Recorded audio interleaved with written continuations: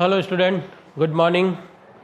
Today we start chapter 3, pair of linear equation in two variables. First of all, you have to start the introduction of this chapter. So what is the linear equation and what is the pair of linear equation? So first of all, the linear equation like this is the standard form of the linear equation. ये linear equation की standard form है ax plus by plus c equal to 0. a and b and c are the constant number है और they are the real numbers. पहली दूसरी बात, the important बात, a and b should not be both 0. It means that कि a और b एक साथ दोनों जीरो नहीं हो सकते. अगर जीरो हो गया तो फिर ये लीनियर इक्वेशन नहीं रहेगी, क्योंकि ये दोनों zero then it will be only constant, तो कांस्टेंट हो जाएगा. तो इस बात को बहुत अच्छे से ध्यान रखना है कि a and b should not be both zero. इस बात को थोड़ा सा इंपॉर्टेंट बात है. ax plus b y plus c is equal to 0 एक लीनियर इक्वेशन है और एक ये स्टैंडर्ड फॉर्म है इसकी. एक लीनियर इक्वेशन का एग्जाम्पल लेता हूँ मैं कि 2x plus 3y is equal to 6. और भी कुछ ले सकता हूँ, कोई ज़रूरी नहीं, कुछ भी ले लें. मान लो एक एग्जाम्पल ले लिया मैंने. अब बात आती है कि लीनियर इक्वेशन जो ये है 2x plus 3y is equal to 6, क्या इसके कितने सॉल्यूशन हो सकते हैं. ज़रा हम देखें. मैं x और y की ऐसी सी वैल्यू रखूँ जिससे मुझे इसकी लेफ्ट हैंड साइड में रखूँ और उसे राइट हैंड साइड मिल जाए. तो वैल्यू रखने के लिए हम क्या करते हैं, इधर देखना ज़रा कि मैं जैसे इसको लिखता हूँ 2x plus 3y is equal to 6 है. किसी एक को ट्रांसफ़र कर देता हूँ उस तरफ. Then 2x is equal to 6 minus 3y और x is equal to 6 minus 3y upon 2. इस तरह से मैंने एक बात कर ली. वैसे सबसे इजी तरीका होता है किसी की भी ज़्यादातर दो वैल्यू निकालने के लिए कि मैं सिर्फ डायरेक्टली एक x की वैल्यू 0 रख दूँ. देखना ज़रा, सीधा बहुत आसान तरीका तो एक ही है कि x की वैल्यू 0 रखा मैंने यहाँ पर. For example x is equal to 0 put किया मैंने, ये x is equal to 0 put किया, तो what I will get 3y is equal to 6, then y is equal to 6 by 3, then y is equal to 2. So when I put x is equal to 0, then I get y is equal to 2, then y is equal to 2. One more time, एक बार x 0 कर लो, एक बार y को 0 कर लो, दो सीधी सीधी value आ जाती है. देखो दूसरी बार और मैं कहता हूँ y is equal to 0 put किया मैंने, ये y is equal to 0 put किया मैंने. Okay, then 2x plus 3y, ये y को 0, यहाँ ये वाला y यहाँ 0 आ गया. अच्छी तरह से देख लेना, ये वाला y यहाँ 0 आ गया. इज इक्वल टू क्या आ गया 6. 3 into 0 is what 0. Then 2x is equal to 6, then x is equal to 6 by 2, then I get 3. ये आ गया. तो मैंने y जब 0 रखा तो x की वैल्यू 3. दो वैल्यू तो सीधी सीधी आ गई मेरे पास. क्या यही वैल्यू हो सकती है? और भी वैल्यू हो सकती है, बहुत सारी इनफाइनाइट सॉल्यूशंस हो सकते हैं एक लाइन के ऊपर. अब देखिए क्या होता है, और भी रख सकता हूँ. जैसे उस और रखने के लिए ज़्यादा ये है कि या तो x को सेपरेट कर लो या किसी एक y को सेपरेट कर लो. सेपरेट करने का मतलब तरीका है जैसे यहाँ लिखा मैंने 2x plus 3y is equal to 6. या तो मैं x की वैल्यू को इस तरफ रखूं और रिमेनिंग वैल्यू को उस तरफ ट्रांसफ़र कर दूं, या मैं y की वैल्यू इस तरफ रखूं और रिमेनिंग वैल्यू को उस तरफ ट्रांसफ़र कर दूं. तो मैंने क्या किया, यहाँ पर y की वैल्यू को उस तरफ ट्रांसफ़र कर लिया, ये y उस तरफ चला गया, तो 3y पूरा उस तरफ चला गया. तो मेरे पास आ गया 2x is equal to 6 minus 3y. Then x is equal to जो 2 जो है मल्टीप्लाई में ये इसके डिनोमिनेटर में चला गया. अब मैं y की वैल्यू रखूँगा और मुझे x की वैल्यू मिलती रहेगी. मैंने y तो 0 पहले रख रखा है, मैं y की वैल्यू मान लो 1 रख लेता हूँ यहाँ पर. ये y की वैल्यू 1 पुट की यहाँ पर. तो x इज इक्वल टू क्या है 6 माइनस ये 3, y की जगह 1 divide by 2. Then x is equal to 6 minus 3, 3 1 जा 3 divide by 2. 6 minus 3 is what 3 by 2, cancel किया तो 1.5. देन ये आ गया मेरे पास 1.5. और इस तरह से और भी वैल्यू रख दो, y की वैल्यू और रख दो आप. y की वैल्यू आपने 2 रखोगे तो वो 2 तो पहले से आई हुई है, तब x 0 आ गया.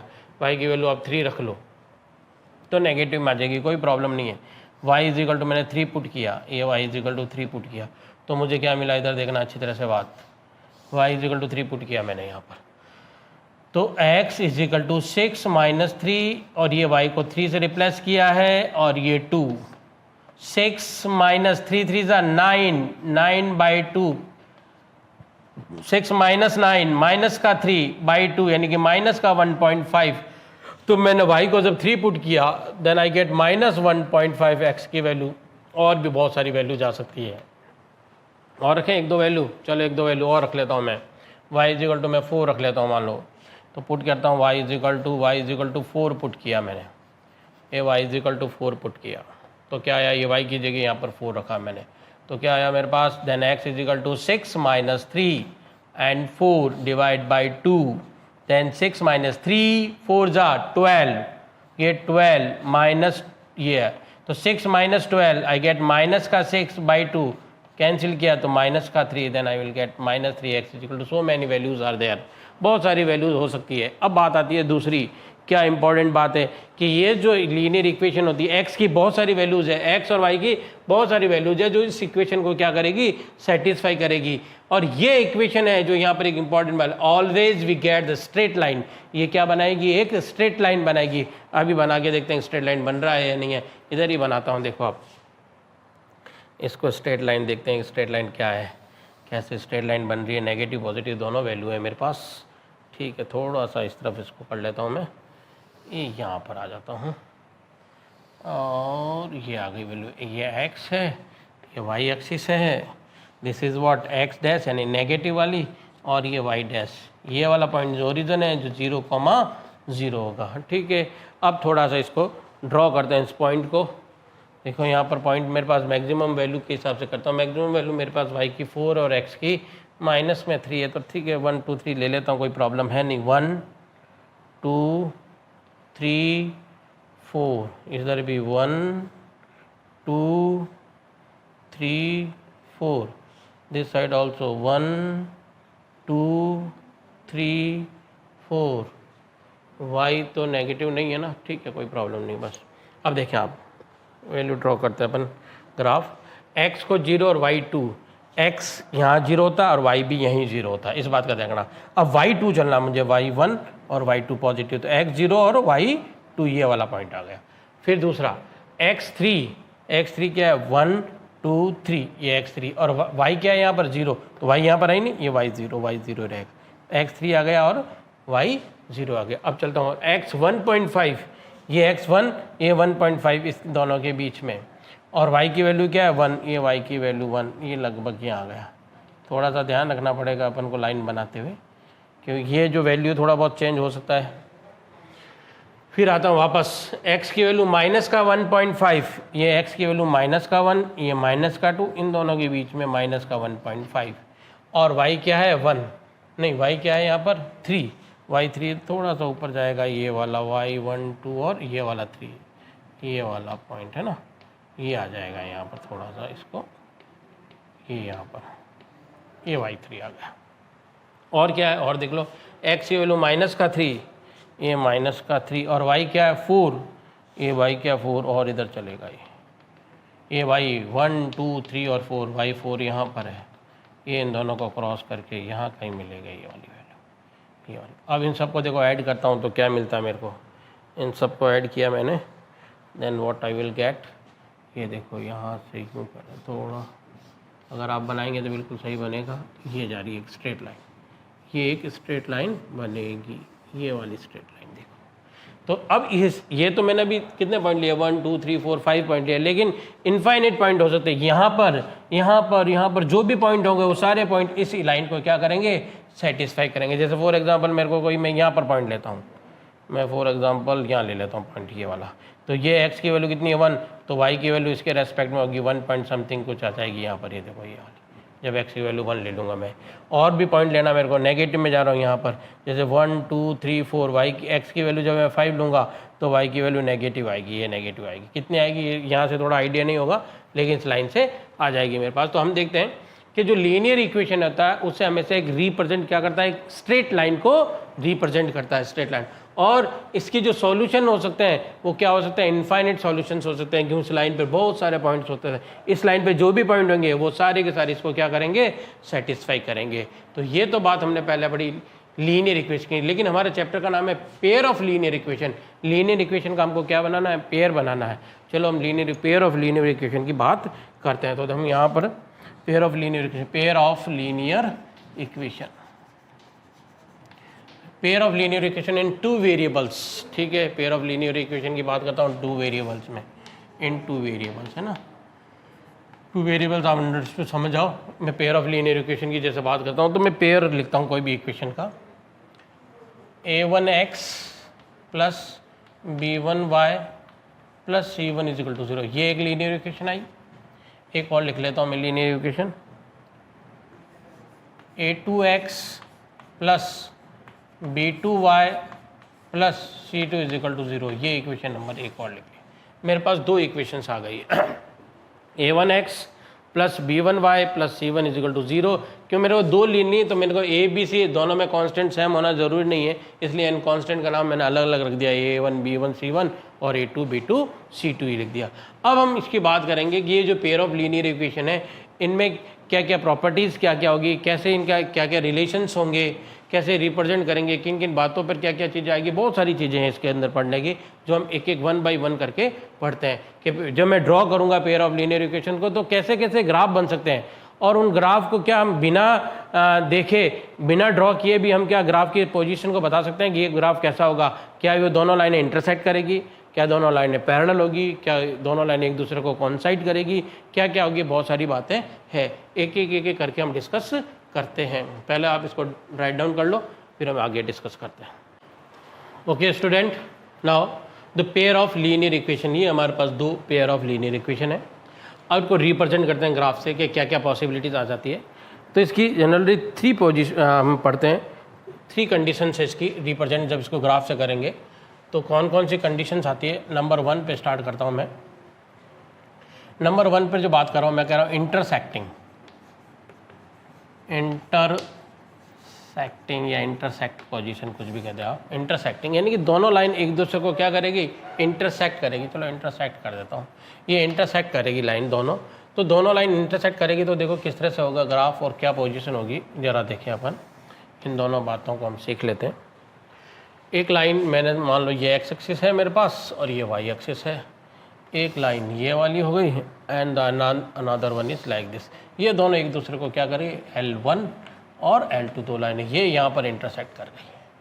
ये ऐसा कब होगा, ऐसा कब होगा मैं यहाँ पर बताता हूँ। ऐसा कब होगा, ये लाइन का कब होगा, इस तरह की पोजीशन कब होगी लाइन की।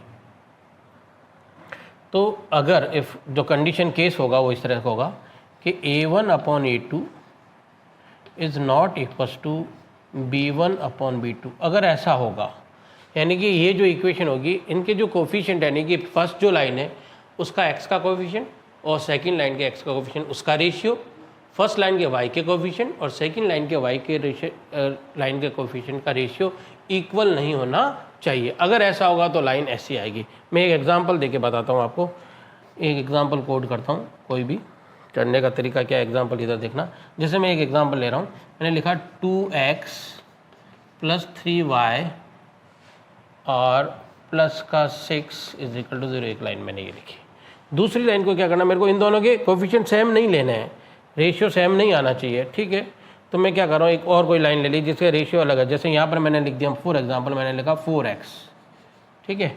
तो 4x जैसे लिखा तो इसका देखो रेशियो क्या आएगा, इसको 4 से करूँगा तो ये 1 अपॉन क्या हो जाएगा 2/4 1/2। तो ये 1/2 नहीं होना चाहिए, यहाँ पर और कुछ लिख दिया मैंने। यहाँ पर मान लो 4 की जगह यहाँ 5 ले लिया, 5y प्लस का 7 इज इक्वल टू 0। अब यहाँ पर चेक कर रहा हूँ, देखो क्या आ रहा है। यहाँ पर कर रहे हैं अपन A1 अपॉन A2, तो क्या आ रहा है 2/4, यही आ रहा, ये A1 और ये A2। फिर B1 और B2 देख रहा हूँ, B1 अपॉन B2 क्या आ रहा है मेरे पास 3/5 आया। क्या ये दोनों इक्वल है, नहीं, no. So the A1 upon A2 is not equal to B1 upon B2। ऐसा होगा तो लाइन कैसे करेगी, एक दूसरे को इंटरसेक्ट करेगी। इसको क्या बोलते हैं अपन, यूनिक सॉल्यूशन बोलते हैं। व्हाट वी से is unique solution, unique solution है, ये हमारे काम का है।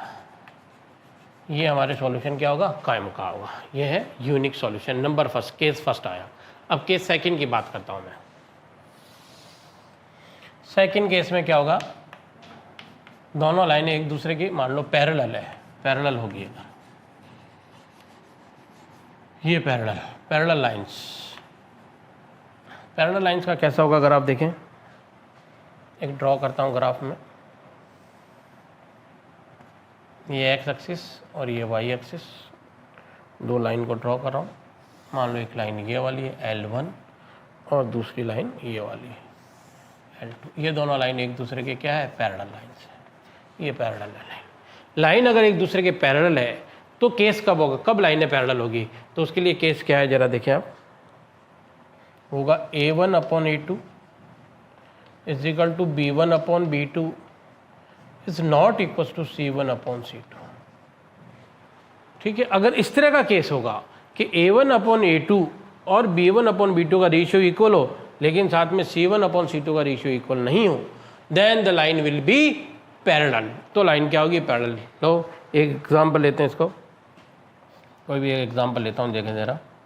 सेम ऊपर वाला लाइन वही ले लेता हूँ ma'am, 2x plus 3y plus 6 is equal to 0, ये ले ली लाइन। दूसरा मेरे को रेशियो सेम लेना है, रेशियो लेना तो इसको सेम लाइन से मल्टीप्लाई, किसी सेम कांस्टेंट से मल्टीप्लाई कर लो, लेकिन C1 अपॉन C2 सेम नहीं लेना है तो इसको अलग से कर लो। तो x और y को तो किसी सेम नंबर, मान लो मैं 3 से मल्टीप्लाई कर लेता हूँ इसको, तो ये आएगा 3 को इससे किया तो 9x, 3 को इससे किया तो 9 क्या 6x, इसको 3 से किया तो 9y, इसको और किसी नंबर से, मान लो इसको 2 से कर लिया तो ये हो गया 12 इज इक्वल टू 0। इस वाले C वालों को सेम नहीं चाहिए तो C वाले को और किसी नंबर से आपको मल्टीप्लाई कर लो, देख लेना वापस किसी भी नंबर से मल्टीप्लाई कर लो इस x और y के कोफिशिएंट को। जैसे मैंने इसको किससे किया, 3 से किया, आप मान लो 4 से कर लेते, 5 से कर लो, कोई फर्क नहीं पड़ता, किसी से भी कर लो। तो 3 से किया तो 3 2 जा 6, 3 3 जा 9, लेकिन इन दोनों का सेम नहीं चाहिए तो मैंने इसको और किसी नंबर से कर लिया, तो मैंने इसको 2 से कर लिया, कॉन्स्टेंट को 2 से मल्टीप्लाई किया। तो अब देखें A1 अपॉन A2 क्या आ रहा है, A1 अपॉन A2 क्या आ रहा है, देखो 2 अपॉन 6 कैंसिल करूँगा तो क्या आएगा 1/3 आया। फिर देखें B1 अपॉन B2 क्या आ रहा है, B1 upon B2 3 upon 9, 3 upon 9 cancel करूँगा तो 1/3, ये भी 1/3। तो A1 अपॉन A2 तो सेम आ रहा है। आगे देखते हैं, इसको हटा देता हूँ अभी मैं, ये तो सेम आ गया मेरे पास। और अगर फिर देखता हूँ C1 अपॉन C2 का भी देख लेता हूँ, C1 अपॉन C2 क्या आ रहा है मेरे पास 6 अपॉन 12, इसको कैंसिल करूँगा तो 1/2। इसका मतलब देखो A1 upon A2 and B1 upon B2 का रेशियो इक्वल है, but the C1 upon C2 is not equal.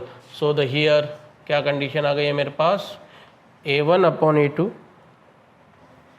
A1 upon A2 is not is equal to B1 upon B2 and is not equal to C1 upon C2। अगर इस तरह का case आ जाता है मेरे पास तो मैं कहूँगा लाइन क्या है, पैरेलल होगी। लाइन क्या होगी, पैरेलल। पैरेलल का मतलब है कितने सॉल्यूशन होंगे इसके, नो सॉल्यूशन, क्योंकि लाइन एक दूसरे पर कहाँ पर भी इंटरसेक्ट कर ही नहीं रही है। जब नहीं कर रही है तो इसका कोई सॉल्यूशन नहीं होगा। So we can say no solution, कोई सॉल्यूशन नहीं है। अगर नो सॉल्यूशन की बात करता है तो आपको ये देखना है कि A1 upon A2 is equal to B1 upon B2 is not equal to C1 upon C2। Third case, अब तीसरा केस आ जाता है हमारे पास। ये आया तीसरा केस। अब मेरे पास तीसरा केस जो है वो है कोइंसिडेंट लाइंस। इसका मतलब एक्चुअली क्या है, एक लाइन जो है वो दूसरे के ऊपर कोइंसाइड हो जाएगी, उसके ऊपर ही आ जाएगी। देखो कैसे होगा, इधर देखना, एक ग्राफ बना के इस बात को कोड करते हैं अपन। ये एक्स एक्सिस, ये वाई एक्सिस। मान लो एक लाइन ये है, ये L1 है, और दूसरी लाइन जो है मैं येलो से बना लेता हूँ, वो इसके ऊपर ही है, ये ऐसे इसके साथ कोइंसाइड कर रही है। वो L2 जो येलो वाली L2 है, ये वाली दो लाइन। तो इस तरह की लाइन होगी, एक लाइन दूसरे के ऊपर हो जाएगी, बिल्कुल सारे वैल्यूज हो रहेगी।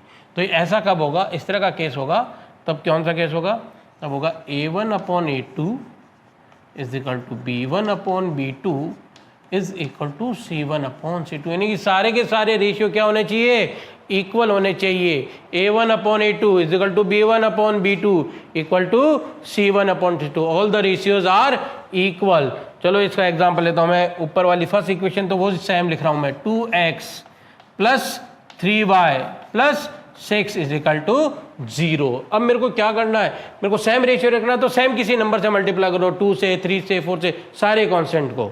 तो 2 से 3 से जो इच्छा हो, मैं मान लो इसको 4 से मल्टीप्लाई कर लेता हूँ, तो 4 2 जा 8x, 4 3 जा 12y और 4 जगह 24 इज इक्वल टू 0। ये आ गया, 4 से मल्टीप्लाई किया तो दूसरी इक्वेशन आई। अब देखो चेक करता हूँ, ये आपका A1 होगा, ये आपके B1 B2 और ये आपके C1 C2। ये आपके A1 upon A2, B1 upon B2, C1 upon C2। देखो A1 अपॉन A2 क्या आ रहा है, A1 अपॉन A2 आ रहा है आपके, थोड़ा चौक चेंज कर लेता हूँ मैं, थोड़ा आराम से दिख जाएगा। A1/A2 वो आ रहा है 2/8, कैंसिल किया 1/4। B1/B2 क्या आ रहा है 3/12, कैंसिल किया फिर 1/4। और C1/C2 क्या आ रहा है 6/24, फिर कैंसिल किया तो 1/4। हम दे रहे हैं कि A1/A2, B1/B2 और C1/C2 सारे के सारे रेशियो इक्वल है। अगर ऐसा होगा तो लाइन क्या होगी, कोइंसाइड हो जाएगी, एक लाइन दूसरे के ऊपर आ जाएगी। इसमें अगर सॉल्यूशन की बात करें तो हर जगह लाइन क्या हो रही है, हर पॉइंट पर क्या करिए, इसको टच करिए तो इसके क्या होंगे, इनफाइनाइट मैनी सॉल्यूशंस होंगे। तो इसके सॉल्यूशन को हम क्या बोलेंगे यहाँ पर, infinite many solution, many solution, infinite या मैनी सॉल्यूशन, बात एक है। इसके बहुत सारे सॉल्यूशन हो जाएंगे, हर जगह इनफाइनाइट सॉल्यूशंस हो जाएंगे, हर जगह से क्या करिए, टच करिए लाइन। तो हमने देखा कि ये जो लाइन है पेयर ऑफ लीनियर इक्वेशन में हमने 2-3 कंडीशंस आई है हमारे लाइन को अगर रिप्रेजेंट करते हैं ग्राफिकली, तो हमारे पास 3 कंडीशन आती है। नंबर 1 इंटरसेक्ट करती है, नंबर 2 पैरेलल और नंबर 3 कोइंसिडेंट। अगर इंटरसेक्ट कर रही है तो हम क्या करेंगे, यूनिक सॉल्यूशन है। और इसका मतलब है कि लाइन क्या है, A1/A2 जो रेशियो, बस आपको इनका ध्यान रखना है, A1/A2 is not equal to B1/B2। Parallel line है तो ये वाली कंडीशन आएगी, A1/A2 is equal to B1/B2 but not equal to C1/C2। और लाइन कोइंसिडेंट है तो ये लाइन क्या आ जाएगी आपके, A1/A2 is equal to B1/B2 is equal to C1/2। सारे के सारे यहाँ पर रेशियो इक्वल आ जाएंगे। ये 3 केसेस हैं मेरे पास। चलो note it down please. Yes student, we continued that. अभी हमने जो पढ़ा कि 3 कंडीशंस थी हमारे पास। फर्स्ट कंडीशन थी हमारे पास इंटरसेक्टिंग, दूसरी पैरेलल और तीसरी कोइंसिडेंट। अब बात आती है एक और, उसी में उसी रिलेशन में एक बात, एक नया वर्ड है हमारे पास। कई बार एक 1 मार्क्स का क्वेश्चन हमारा पूछ लेता है बोर्ड के अंदर कि कंसिस्टेंट ऑफ लाइन क्या होती है। कंसिस्टेंट किसको कहते हैं, तो देखो क्या है, a pair of linear equation in 2 variable that has at least 1 solution, कम से कम उनका क्या हो, एक सॉल्यूशन हो, तो उनको क्या कहते हैं, that's called consist pair of linear equation. लेकिन अभी हम यहाँ पर पढ़ रहे हैं, हमने यहाँ पर जो कंसिस्ट में हमारे केसेज आ रहे हैं वो 2 आ रहे हैं। एक तो हमने देखा जब लाइन जब इंटरसेक्ट करी, यानी कि जब यूनिक सॉल्यूशन है। कौन सा सॉल्यूशन है, यूनिक सॉल्यूशन है। यूनिक सॉल्यूशन होता है उसमें भी लाइन क्या कर दी, इंटरसेक्ट कर रही एक। और दूसरा वाला कौन सा, इनफाइनाइट जो मैनी सॉल्यूशन है,